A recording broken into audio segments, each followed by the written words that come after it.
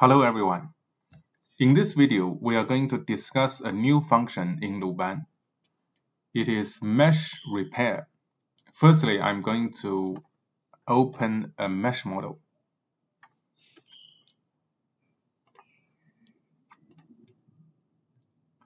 Mesh repair is under the mesh menu. Here it is mesh repair. When you click on the function, and if the loaded model has no defects, mesh repair will tell you no edge or vertex defects found. If it has defects, let me close the sphere model and open a model that has defects. Go to mesh repair. It will tell you, okay, 0 edge and 1 vertex defects found. Click OK. It generates a new window with a new model. The two models looks very similar, but there is a bit of information that is different, and you can file export the STL as a new STL file, which is free from the vertex defects. I want to discuss a bit more about mesh defects and repair, because the function mesh repair cannot repair any kind of defects. So what exactly is a mesh that has no defect? We can enable the edge of a mesh and then change the color so that we can see clearly. I'll change it to white. Ideally, a mesh without defects should have all its edges. This is an edge, that is also an edge. All the edge should be shared by at most 2 faces. You can have some edge that is only shared by one face, the other side is empty. In that case, the mesh has a hole, and this mesh is a good mesh. However, you cannot have one edge shared by more than 2 faces. If that happens, that is a kind of defect. Let's close this window. Academically speaking, mesh defects and repair is a very big topic to study. The new function that is added to LuBan can address 2 kinds of defect. First, vertex defect. Second, edge defect. There is another category that is very common in the mesh data that we deal with day to day. It is self-intersection defect. So one part of the mesh intersects with another part of the same mesh, and this could be very difficult to fix. Apart from the 3 main categories, we also have other types of defects. For instance, we can have a double face defect. Double face means 2 triangle faces are touching each other. There is no gap in between. And these 2 triangle faces can be treated as redundant, and you can remove it. We can have degenerate edges, which means 2 endpoints of an edge are very close or identical, and this is degenerate edge. The edge behaves like a vertex. And lastly, we may have precision error, calculation precision error. In principle, this is not a defect, but when you compute certain property of a mesh, the calculation has some precision error. For instance, to determine whether a point is in or on or outside the mesh.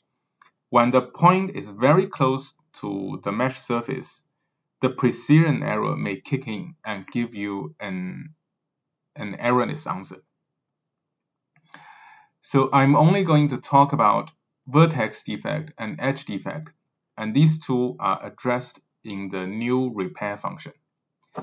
By the way, in the old version of LuBan, we also have a function called repair, and that was a misnomer because in the very old version, the repair function was basically doing hole filling. So about a year ago, I changed the name repair to hole fill.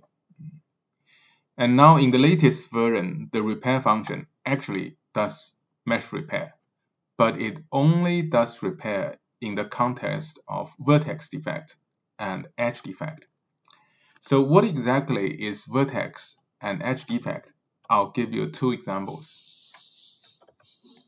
The first example is a vertex defect. The defective vertex is this guy. As you can see, this guy is shared by a surface patch composed of 6 triangles. 1, 2, 3, 4, 5, 6. These 6 triangles form a legitimate surface patch. The edge is shared by 2 faces, and this edge is shared by 1 face. No edge is shared by more than 2 faces. However, the same vertex is also used in another surface patch. 1, 2, 3, 4, 5, 6. The black area is the bottom surface of this guy. So the black region is not part of the white patch. It is only because these two surface patches intersect in certain way, so you see this region black. So the problematic vertex is used by 6 triangles. The first 6 triangles form a legitimate surface patch. The other 6 triangles form another legitimate surface patch. However, the 2 surface patches do not join, are not fused together. They only share 1 vertex. This is a typical vertex defect, and it can be fixed by the mesh repair function. 0 edge and 1 vertex found. And this is the fixed version. Looks very similar, but in the underlying algorithm, it separates the vertex. Okay. What is the edge defect? Let's open another diagram to show you an example of the edge defect. In this figure, this is a 2D figure only to show you an example in 3D. In this figure, there are 4 triangles. 1, 2, 3, 4. 4 triangles. The edge drawn in red is shared by the 4 triangles, and by definition, this is a defective edge. You may imagine that on the left part of the mesh data, maybe this left part is a sphere, and the sphere has a boundary face, 2 boundary faces with an edge. In an ideal case, there should be nothing on the right, and this will be a complete non-defective edge. However, in this case, on the right part, there might be another sphere. The 2 spheres are touching each other through the edge, and this is a defective edge.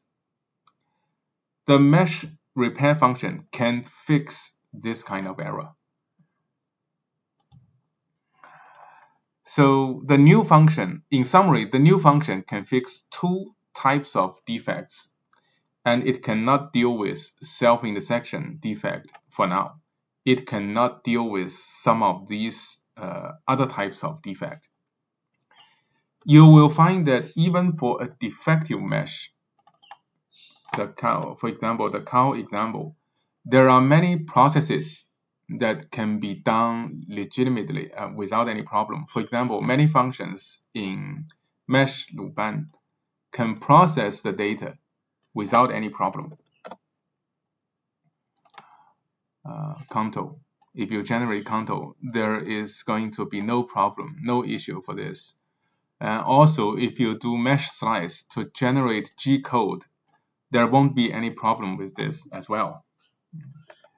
So mesh defects and mesh repair is really an interesting area. Even when we have meshes that has defects, there are many mesh processing algorithms that can be applied without problem. However, for certain mesh processing functions, it will encounter problem due to the defects. For example, in the cutting algorithm, if you input a defective mesh, the cutting results may be defective as well. It depends on whether the cutting plane goes through the defective region. If it doesn't go through the defective region, it's okay. If it goes through the defective region, for instance, it touches one of the face that contains a defective vertex or a defective edge, it may give you an erroneous cutting results. That is the end of this video. Thank you for your attention.